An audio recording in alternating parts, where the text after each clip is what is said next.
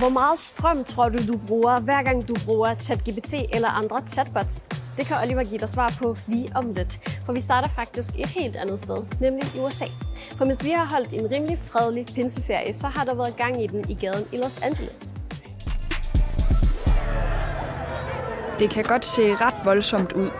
For på gaden er der mennesker, der virkelig er sure og demonstrerer.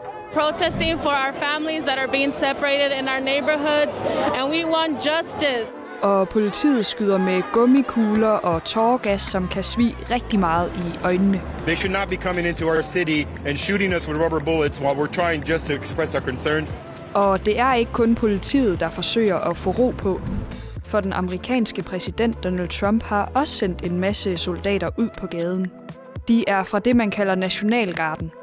Og det er altså ikke noget, der sker særlig tit. Det er helt usædvanligt. No National Guard! No National Guard! Take Trump out now! Men altså, hvorfor er det overhovedet, at så mange demonstrerer? Det handler om, at en masse mennesker i Californien er sure på Trump over, hvordan han behandler immigranter og udlændinge i landet. For der er rigtig mange mennesker, som er blevet anholdt eller sendt helt ud af landet. My father was one of the workers that was kidnapped by ICE. Af de her ICE-agenter, som er en styrke, der samarbejder med politiet rundt omkring i dele af USA. ICE-agenterne holder blandt andet styr på, at der ikke er nogen, der bor ulovligt i USA.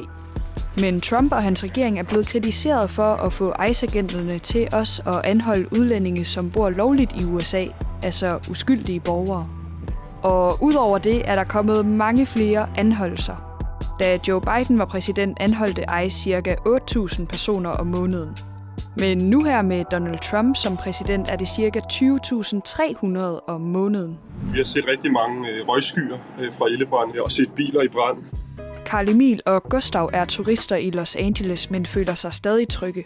Den anden der, da vi skulle ud og shoppe i dag, og vi var ude at køre, så lige pludselig kommer der bare, jeg mener, det var 7 politibiler flyvende op i et kryds, hvor 2 af dem de vælger ligesom at parkere vejen, og så kommer de bare flyvende ellers afsted. Alligevel lyder det nu fra Donald Trump, at der er flere soldater på vej fra Nationalgarden. Og det undrer professor. Foreløbig virker det måske nok temmelig overdrevet at indsætte Nationalgarden i den her situation. Ham, der bestemmer i Californien, guvernøren, synes også, at soldaterne skal blive væk, da det kun gør det værre. Det er yderst usædvanligt, at det foregår mod guvernørens vilje. Og nu sagsøger han også Trump og hans hold for det. Men Trump ændrer ikke mening. If I didn't get involved, if we didn't bring the guard in, and we would bring more in if we needed it, because we have to make sure there's going to be law and order. You had a disaster happening.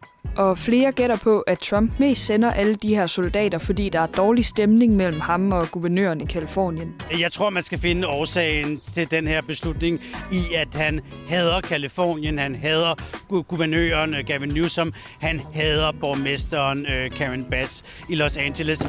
Indtil videre fortsætter folk med at demonstrere. Og det har spredt sig til flere byer i landet. Vi har nogle møder derhjemme specielt, som er lidt utrygge i situationen lige nu. Men indtil videre, så har vi et godt hotel her, hvor vi bor trygt. Når det her over, så kommer angrebet. Og så får I lige en kort nyhed hjemmefra, for flere film og tv-serier skal laves i Danmark. Det er mål i en aftale, som er lavet af regeringen, SF og Radikale Venstre. Og frem for alt vil vi sørge for, at Danmark bliver et kraftcenter for international film. Derfor har de besluttet at give en slags rabat på 125 millioner om året. Fra næste år til film og serier, som bliver optaget i Danmark. Lige nu optages der nogle danske film, for eksempel i andre lande i Europa, for at spare penge.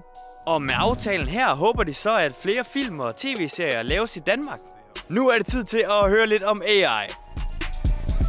Kina de har dem, USA de er ved at bygge dem, og nu der vil Danmark også have en. AI Gigafabrik. Det er en kæmpe bygning med ca. 100.000 computerchips, der skal arbejde for fuld skrue for, at vi kan bruge meget mere AI. EU de vil bygge 5 gigafabrikker i Europa, og Danmark de vil kæmpe for at få lov til at bygge en af dem. Der er bare lige et stort problem, fordi når jeg får AI til at tænke i chatten, ja, så bruger det sygt meget strøm.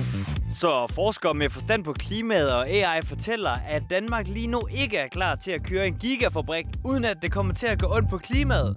For hver gang jeg prompter, altså skriver noget til en AI-chat, skriv en sang om flødeboller, Ja, så bruger jeg strøm. For mit spørgsmål bliver sendt hen til et datacenter, hvor en masse computerchips så tænker og regner, før det kan give mig et svar, og det koster strøm. På datacenterne, der begynder computerchipsene at lave milliarder af mulige svar, indtil den har fundet på en god sang om flødeboller til mig. Og faktisk, så hver gang jeg skriver til en AI-chatbot, så bruger den minimum lige så meget strøm, som når jeg laver en fuld opladning af min mobil. Faktisk så kan en enkelt besked til chatten koste op til lige så meget strøm som 40 opladninger. Og hvis jeg bruger AI til at lave et billede eller en video, så kræver det faktisk meget mere strøm. En anden stor grund til, at det koster strøm at køre en gigafabrik, det er, når de her computerchips tænker og tænker. Kender du ikke det? Du sidder til en prøve og tænker til dit hoved er lige ved at crashe, og bagefter trænger du bare til noget frisk luft. På datacenteret, der er det så bare et kæmpe køleanlæg, der altså bruger sygt meget strøm, der hjælper chipsene med ikke at brænde sammen. Og så forestil dig en gigafabrik, der skal virkelig køles ned, når alle chipsene de tænker. Faktisk så kan de bruge lige så meget energi som 2 millioner husstande. Det er altså lige så meget som 2/3 af alle de husstande, som er i Danmark. Så du kan godt se, der skal bruges meget mere strøm, end det, der bliver brugt lige nu. Det larmer, fordi det bliver kølet så meget hernede, så vi smutter lige tilbage. Problemet det er faktisk ikke, om vi har nok strøm. Problemet det er, om den strøm, vi skal bruge, er god for klimaet.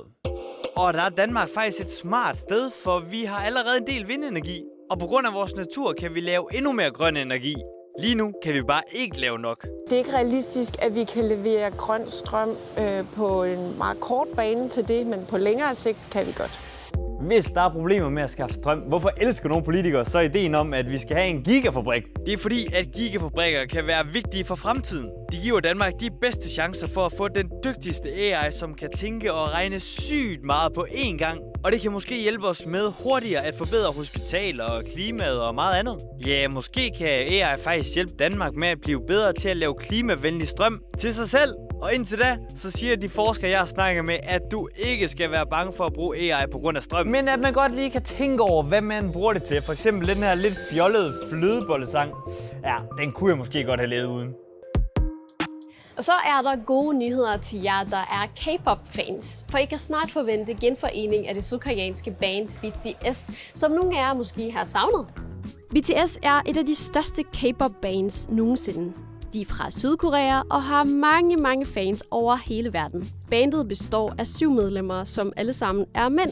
Og i Sydkorea er det sådan, at alle raske mænd skal i militæret i 18 til 21 måneder. Det gælder også, når man er superstjerne. Og derfor har bandet været adskilt fra hinanden, fordi de alle 7 skulle i militæret. Men i går afsluttede V og RM deres tid i militæret.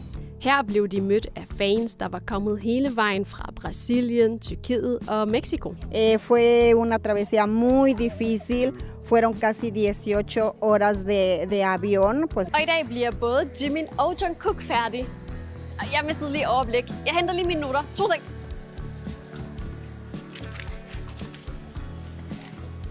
Okay, jeg er klar.